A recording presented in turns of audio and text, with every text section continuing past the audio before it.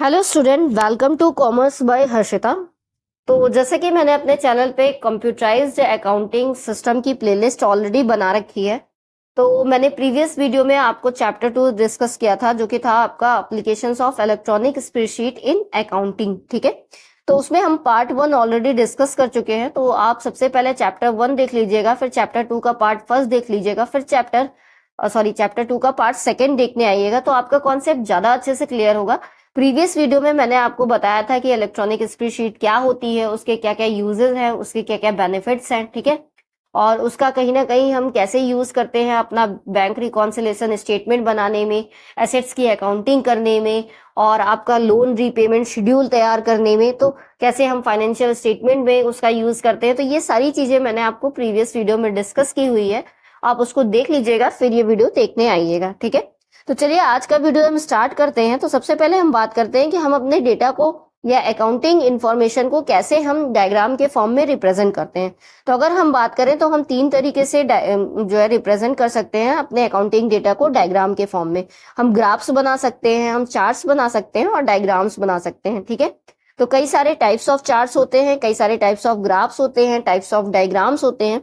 तो सारे हम आज इस वीडियो में डिस्कस करेंगे। ठीक है, तो चलिए समझते हैं हम। तो data representation using graph, charts and diagram is an essential way. तो ये एक जरूरी तरीका है जिसके थ्रू हम एक न्यूमेरिकल वैल्यूज को विजुअली कम्युनिकेट कर पाते हैं और अपने कॉन्सेप्ट जो हैं हमारे उसको क्लियर कर पाते हैं। ठीक है, चलिए तो सबसे पहले हम बात करते हैं कि हमारा पर्पस क्या होता है इसको करने का। तो इसको करने का हमारा पर्पस होता है कि हम एक रिलेशनशिप बना पाते हैं अपने डेटा के पॉइंट्स में ओवर टाइम और कैटेगरीज। ठीक है, तो इसीलिए हम अपने ग्राफ्स बनाते हैं। तो अगर हम टाइप्स ऑफ ग्राफ्स की बात करें तो हमारा लाइन ग्राफ होता है। तो ये हमारा ट्रेंड्स को ओवर टाइम शो करता है, जैसे सेल्स ग्रोथ हो गया, ओवर मंथ्स हो गया। ठीक है, लाइन ग्राफ हमारा बेसिकली ऐसे होता है। ठीक है, ठीक है, उसके बाद हमारा बार ग्राफ होता है। बार ग्राफ हमारे जिसमें बार बने होते हैं। ठीक है, तो ये बार ग्राफ का यूज करते हैं हम क्वांटिटीज को कंपेयर करने के लिए, जैसे रेवेन्यू बाय प्रोडक्ट हो गया। उसी तरीके से हमारा स्कैटर प्लॉट्स होते हैं जिसमें छोटे छोटे स्कैटर्स बने होते हैं। इसका हम यूज करते हैं रिलेशनशिप को एक्सप्लोर करने के लिए या को relation between variables find out करने के लिए, जैसे हमारा हाइट वर्सेस वेट हो गया इंडिविजुअल्स का। ठीक है, अगर हम स्ट्रेंथ की बात करें तो ये एक एक्सीलेंट वे है एनालाइज करने का ट्रेंड्स और पैटर्न को। अगर हम एग्जाम्पल की बात करें तो इसमें ट्रैकिंग मंथली प्रॉफिट इजिली हो सकता है। हम अपने मंथली प्रॉफिट को ट्रैक कर सकते हैं ओवर द ईयर्स अपने चार्ट्स का या ग्राफ्स का यूज करके। ठीक है, चलिए अब हम समझते हैं चार्ट का पर्पस क्या होता है। तो चार्ट हमारे डेटा को समराइज कर देता है और एक ऑर्गेनाइज्ड फॉर्म में और एक कंपैक्ट फॉर्म में। ठीक है, टाइप्स ऑफ चार्ट की बात करें तो एक हमारा पाई चार्ट होता है। ठीक है, जो कि आपका इस टाइप का होता है।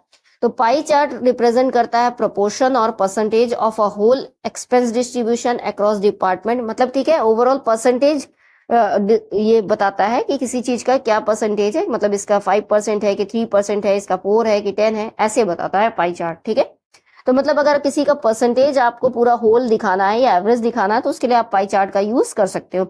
मैंने प्रीवियस वीडियोस में ऑलरेडी टाइप्स ऑफ चार्ट को डिस्कस भी किया है, उसमें मैंने विद फिगर आपको बताया है कि पाई चार्ट कैसे बनता है, आपका एरिया चार्ट कैसे बनता है। ठीक है, लाइन ग्राफ क्या होता है, तो उसको आप और देख लीजिएगा तो आपका कॉन्सेप्ट ज्यादा अच्छे से क्लियर हो जाएगा। इसमें मैं ज्यादा डिटेल में आपको नहीं बता रही हूँ क्योंकि मैं ऑलरेडी अपनी पूरी प्लेलिस्ट में ये सारी चीजें बता चुकी हूँ। ठीक है, चलिए अब बात करते हैं एरिया चार्ट क्या होता है। तो ये कंबाइन करता है features of line graphs and pie charts to show cumulative trends. तो ये दोनों को कंबाइन करके बनाया जाता है, तो ये क्यूमुलेटिव ट्रेंड्स को शो करता है। ठीक है, नेक्स्ट है हमारा हिस्टोग्राम। हिस्टोग्राम में हम फ्रीक्वेंसी डिस्ट्रीब्यूशन को एनालाइज कर पाते हैं, जैसे कि स्टूडेंट्स के टेस्ट स्कोर हो गए उसको एनालाइज करना है तो उसके लिए हम हिस्टोग्राम का यूज करेंगे। ठीक है, तो ये हमारे प्रोपोर्शन और हमारे कंपैरिजन को सिंप्लीफाई कर देता है हमारा जो चार्ट है।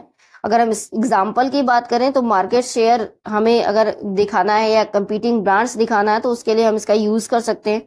चलिए अब हम बात करते हैं डायग्राम्स की। तो डायग्राम्स की बात करें तो डायग्राम की मदद से कहीं ना कहीं हम अपने कॉन्सेप्ट को आसानी से एक्सप्लेन कर पाते हैं, उनके बीच का रिलेशनशिप बता पाते हैं या विजुअली हम अपने डेटा को रिप्रेजेंट कर पाते हैं।